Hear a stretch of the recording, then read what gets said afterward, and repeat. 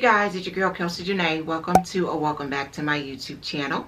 As you guys can tell by the title of this video, I am back with another list video, and I have not done this in a while. It's been a couple of months, probably like 6 months or so, maybe.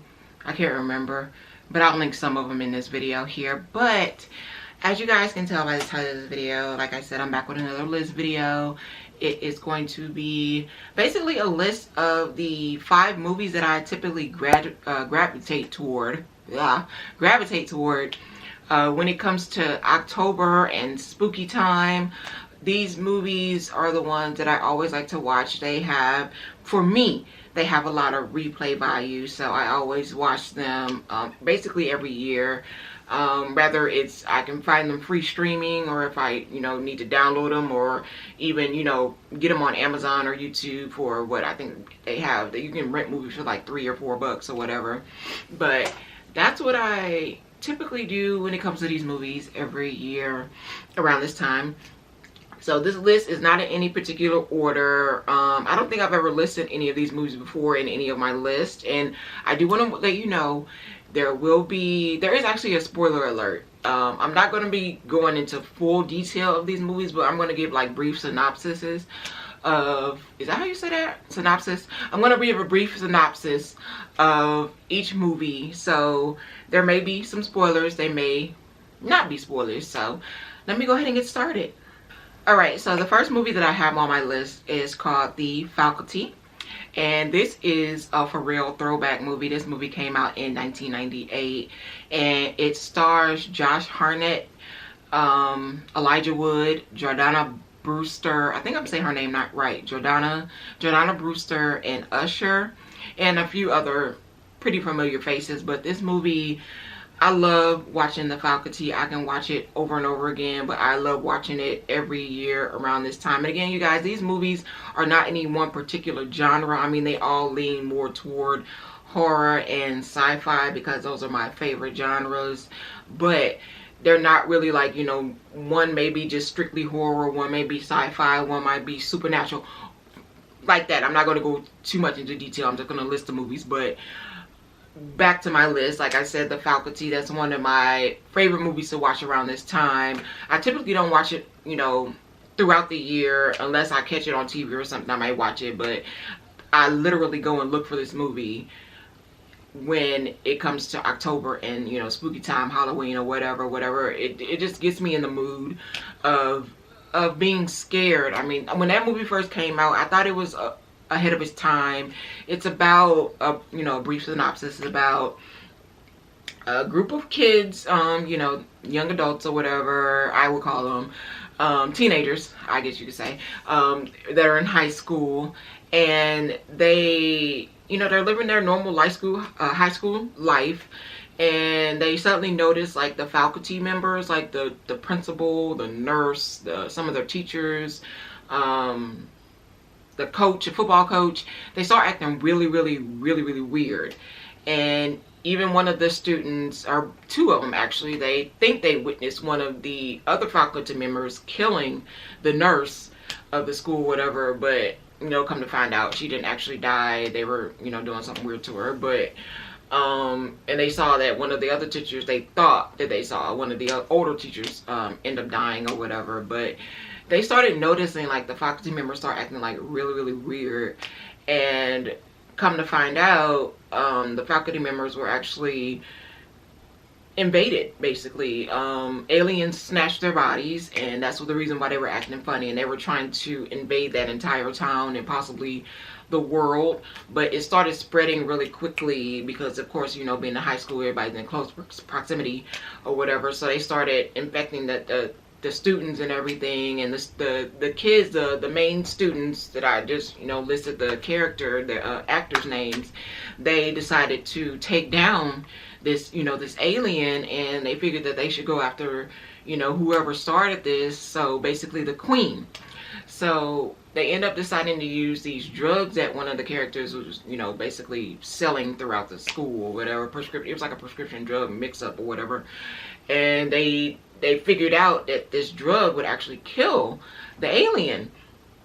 and you know, just the alien inside, it wouldn't actually kill the person, but it would kill the alien or whatever. They were like parasites. So they had to go after the queen, and they end up finding out who the queen was, and they kill the queen, and all that stuff, all that crazy drama. But it's a really, really, really good movie. I love it. It's very suspenseful, and at the same time it's fun. It's, some parts are funny. I like it. It's just, like I said, it has a lot of rewatch value, and I will always watch this movie around this time. Alright, you guys, before I get to the second movie, I actually forgot. I have on a t-shirt that I made, I think, last year that's pretty fitting for this video. You guys can probably see the top of it, but I'm going to scoot up a little bit here. You can see, like I said, I made this shirt last year. I thought it was just like so cute. You have Michael Myers here, and then you have Chucky down here with his little knife, and it's honestly, I got this, like, it was like a SVG file or whatever, because I made it with my Cricut machine and heat transfer for my t-shirt. But I honestly think that the Chucky should have been a lot shorter or whatever, and maybe it's because he's standing to these ginormous, monsterly, beastly, huge guys here. But anyway, you got Michael Myers, you have Chucky, then you have Jason here, and he normally does, you know, Jason normally has a machete, but he's wielding the axe here. And then you have Freddy Krueger, and on the bottom part, I can stand up a little bit more, it says, it has hashtag squad goals. And I love this shirt, y'all. It is so cute. But anyway, that's getting off topic. So going to my number 2 movie, I picked The Forgotten, and this movie came out in 2004. It's starring Julianne Moore and Alfre Woodard. And a brief synopsis: this movie is about a woman who has a young son. I think he was like maybe 10 or 11 years old, maybe 9, around that age range, in between that age bracket. And she sent, you know, she was married, and she sent her son off on basically like a field trip on a private plane. It was like a, you know, probably like maybe a group of 10 to 15 kids, and of course with their adult chaperones. And she sent them off on a plane. It was a private plane, very small plane, and the plane ended up going missing. And you know, it had been missing for years or whatever, so they decided to, actually it wasn't even years, it was like 14 months, a little bit over a year. So they decided to basically, you know, call the people that are on the plane as deceased, you know, because they never found the plane, no parts of it, nothing. It just kind of disappeared out of thin air.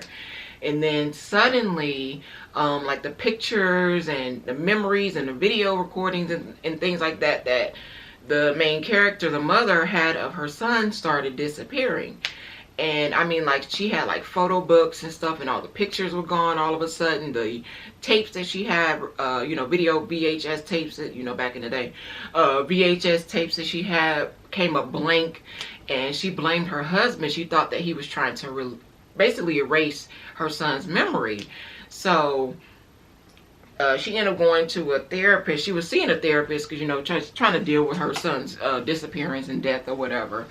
And she was talking to the therapist, and the therapist was basically just letting her know, like, eventually let her know that her son, you know, never existed.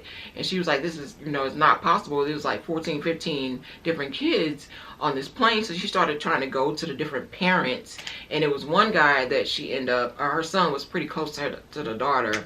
She ended up going to him, and he completely forgot or just never knew that he had a daughter.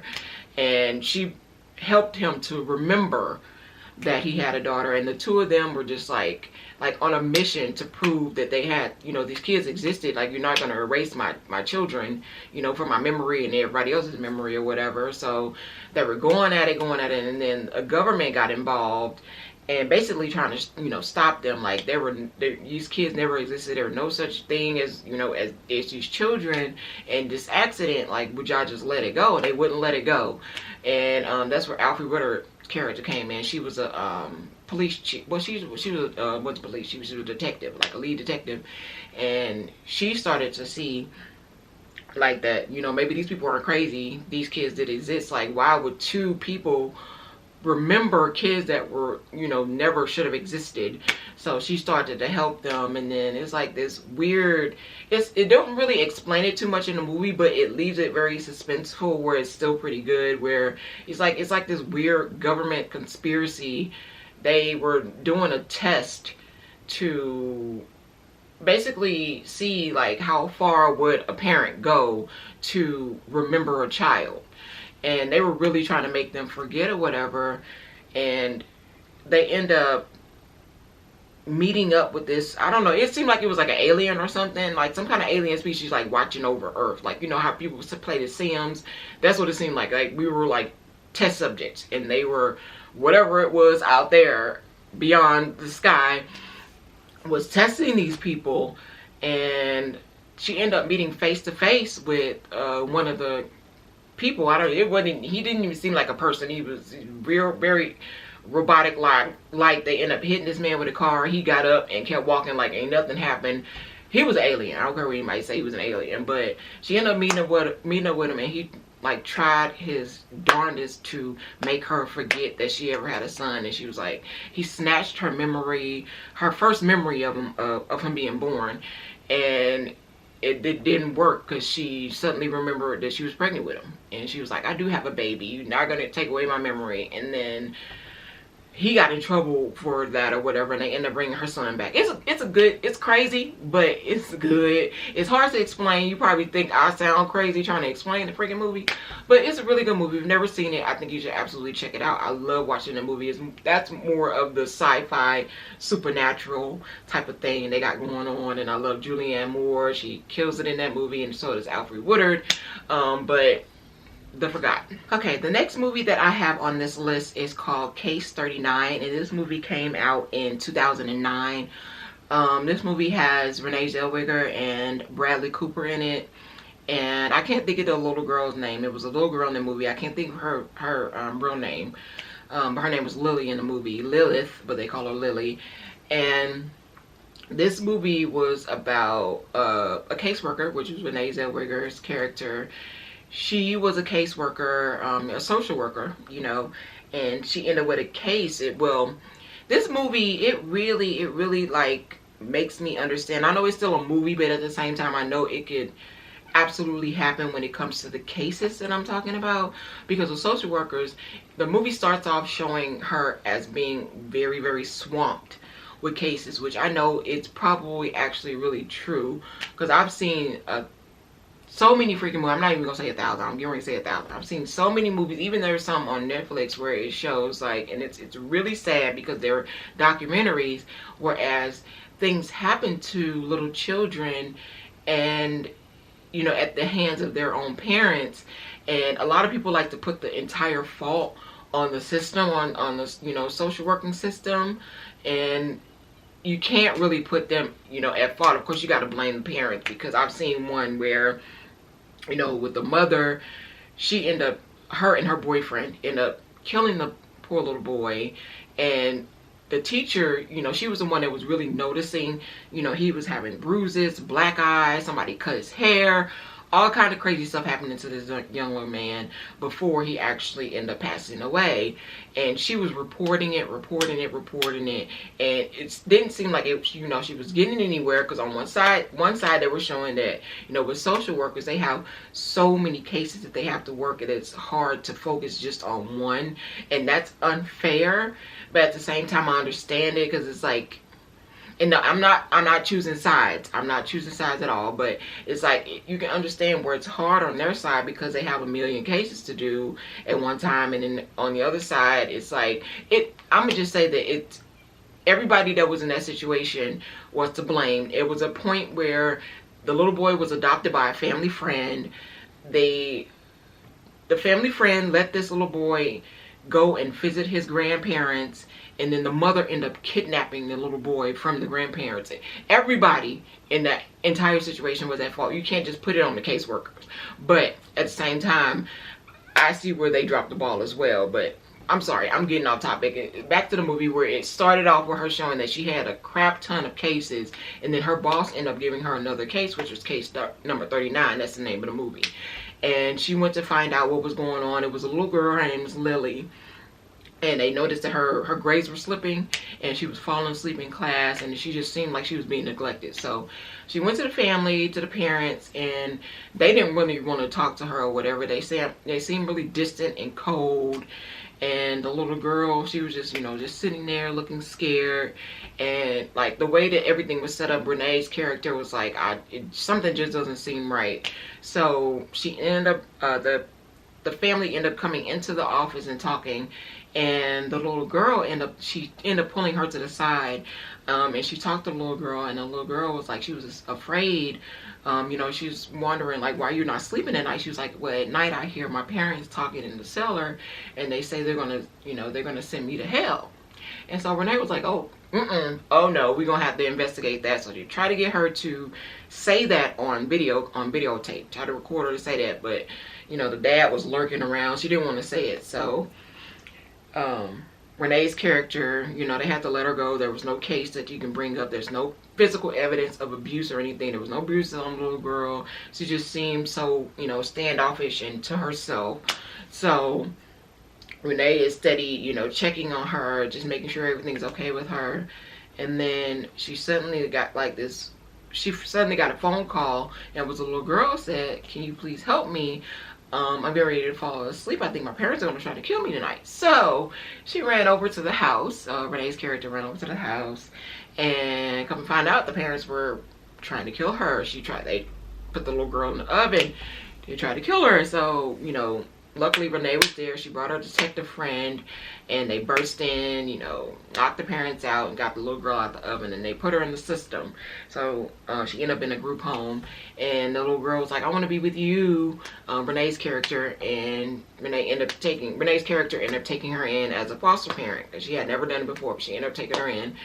And then she just started realizing, like, as the days went on, bad things were happening around a little girl. One of Renee's other clients, he ended up killing his parents, and then her friend Bradley Cooper's character ended up dying suddenly, all of a sudden, and then the detective ended up dying. And she just like started to think like, there has to be something that this little girl is doing. And she went and talked to the parents, and the parents finally told her like, yes, this little girl is evil, and you know, you're gonna have to kill her.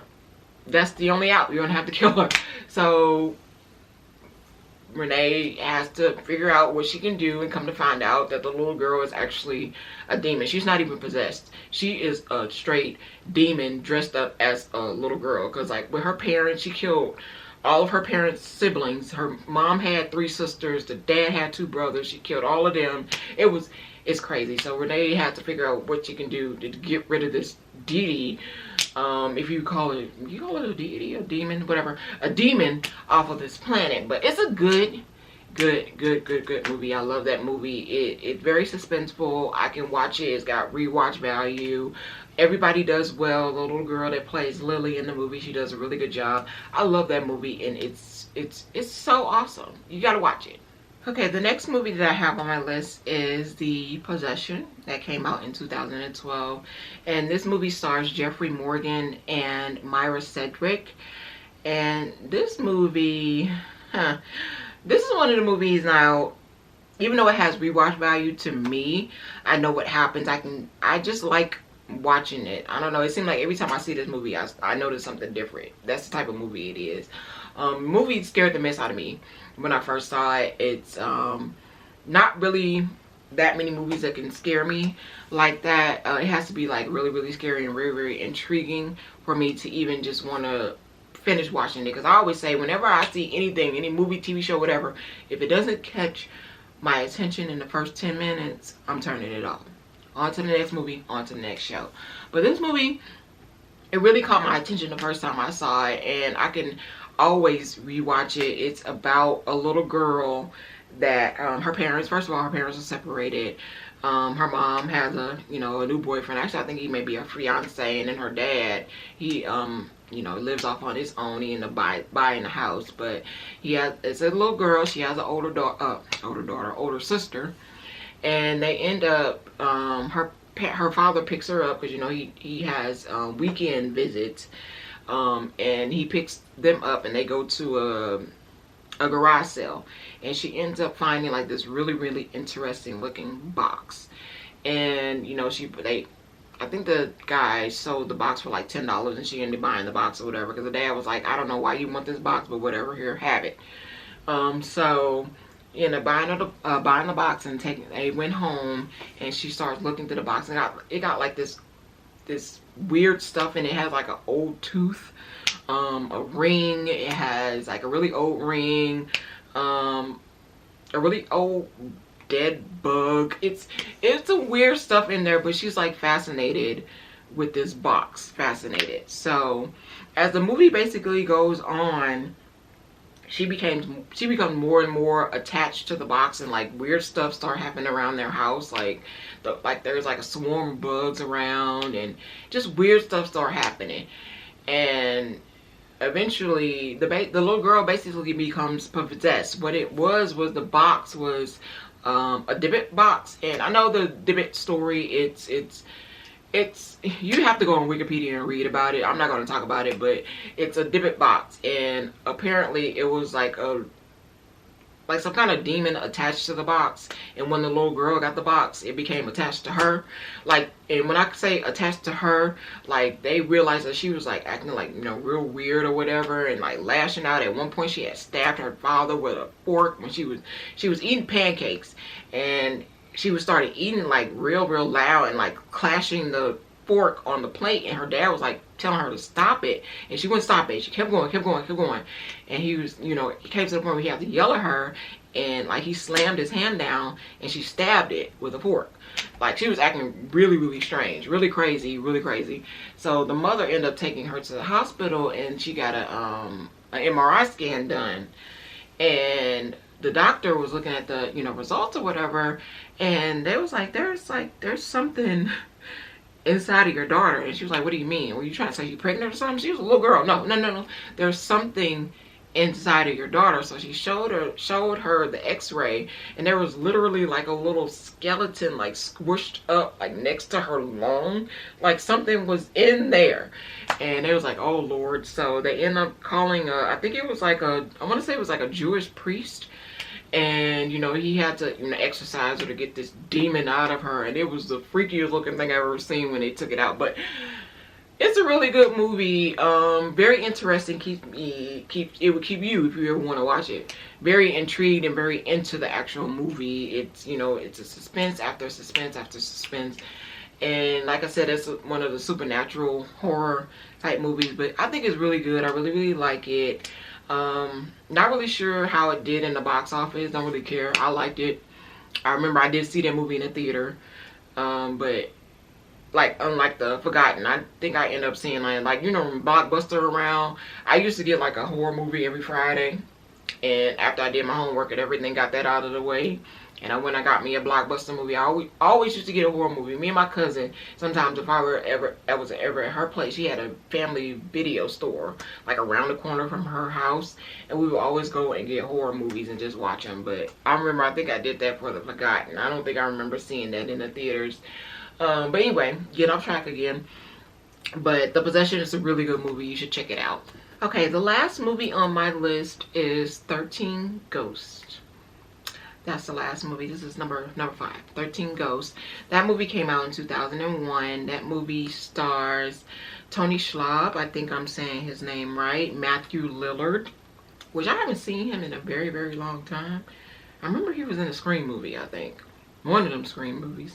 And it also has the rapper Raw Digga. That's my girl. But this movie, I love this movie. That movie, I know for sure, I don't think it did very good in theaters. I don't think I actually saw it in the theaters. From what I can remember, it's been so long, I don't remember if I saw that movie in the theaters or not. But I love watching that movie. It has the excellent rewatch value. But that movie is basically about a guy, and he has 2 kids, an older daughter and a younger son. And he had his wife passed away in a house fire that they had. She ended up saving him and the kids, but she ended up perishing in the house fire. And suddenly they received a phone call, a knock on the door as well, that he had an uncle you know, the father had an uncle that passed, that recently, a rich uncle that recently passed away, that left him a house. And so they like, oh, cool, awesome, because, you know, they were struggling. They went from a, you know, two income home to a one parent, one income home. They were living in an apartment. They had to, of course, they had lost everything in that fire, including, of course, you know, the guy's wife and their mother, the kid's mother.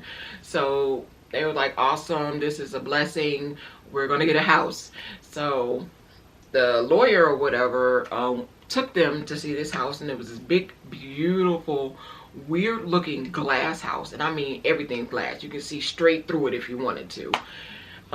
But they got to this house, you know, they're touring this house, and there was a guy, like he's a guy, electrician or whatever. He's there. That's Matthew Lillard's character. He's there, and he's like, I need to check out the house. This house is so big, it's like blowing out the electricity in the rest of the neighborhood, which, mind you, this house is in the middle of nowhere, in the middle of a forest. It's like miles away from a neighbor, but whatever, they let him in.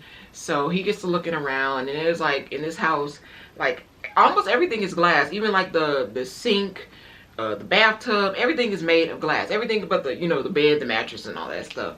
But they go looking around, and this guy, he's looking around, and then there's like this weird, sorry, that's my watch making a noise, Apple News something, whatever.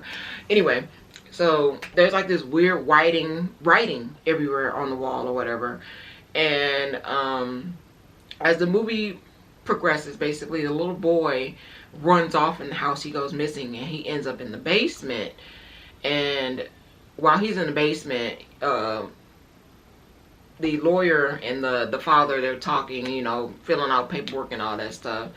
And the guy that was an electrician, he actually ended up telling him, actually, I'm not an electrician. I used to work with your uncle. We were ghost hunters.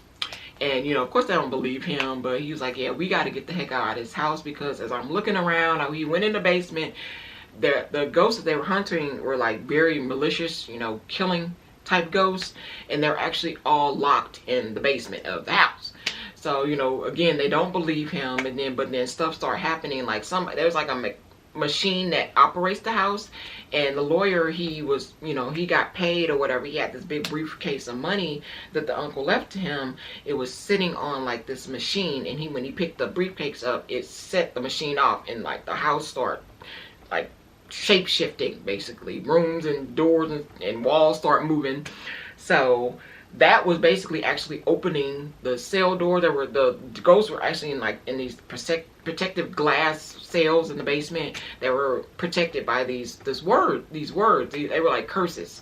They were written on the glass. So the doors start opening one by one, and there were 13 ghosts that were in the actually 12. It was 12 ghosts in the actual house. So come to find out, like after everything started happening, you know, they got to fight these ghosts. They're all crazy, and as the doors are opening, like each one gets more and more malicious and more terrifying and more murderous. So, you know, people start dying, and suddenly the uncle actually comes back, and he didn't come back. He was never dead. He was pretending to be dead to get the family there. And come to find out that the father, he wanted him to actually be the 13 ghosts, because the house wasn't just a house. It was like it was like a key to the gates of hell, and he was trying to open the gates of hell so he can control the world. Yeah, it's just that crazy. So, and come to find out, like he said, the uncle was actually supposed to be the 13th ghost. So I'm getting too deep into the whole movie, but you kind of get the gist of it. Like, they really have to fight their way out of this. One of the ghosts is actually the wife of the father. They call her the withered lover. But it was sad, but it was also good, and it was also creepy and scary, because the ghosts are freaky looking, very malicious, very mean looking. One of the ghosts, I think they call him the Juggernaut, he was freaking scary. Like, he killed like 12 people when he was alive, and then he killed like 60 something people after he died. But like I said, I'm going too deep into the movie. You can actually go on Wikipedia if you don't. I mean, I want you to watch the movie. It's a good movie. It's awesome. Like I said, it has the best rewatch of it value. But they have a list of all the ghosts and the reasoning. But anyway, Like I said, getting too deep into it, not trying to get too deep into it, but I love that movie. I watch that. It's not often that it's on TV, but every once in a while I think Amazon will have it free. You know, if you have Amazon Prime, of course you stream it. Otherwise you have to rent it like on Amazon or YouTube, like I've said before in this video. But I love that movie. It's one of my favorites on this list. But I'm gonna go ahead and end that now, end that here. That's the end of my list, you guys. Those are my 5 favorite movies that have, to me, the best rewatch value, and I love rewatching them during this time. Like I said, it puts me in a spooky mood. I may have another list. I don't know. I like horror movies, like I said, and sci-fi movies. So of course there's 1,000 movies that I love, but this is just a list of the ones that I watch every year. Never fails. It never fails. But I want to thank you guys so very much for watching. I hope that you like, comment, subscribe, and share. And when you subscribe, please hit the notification bell so when I post the videos, you guys will be notified. Deuces.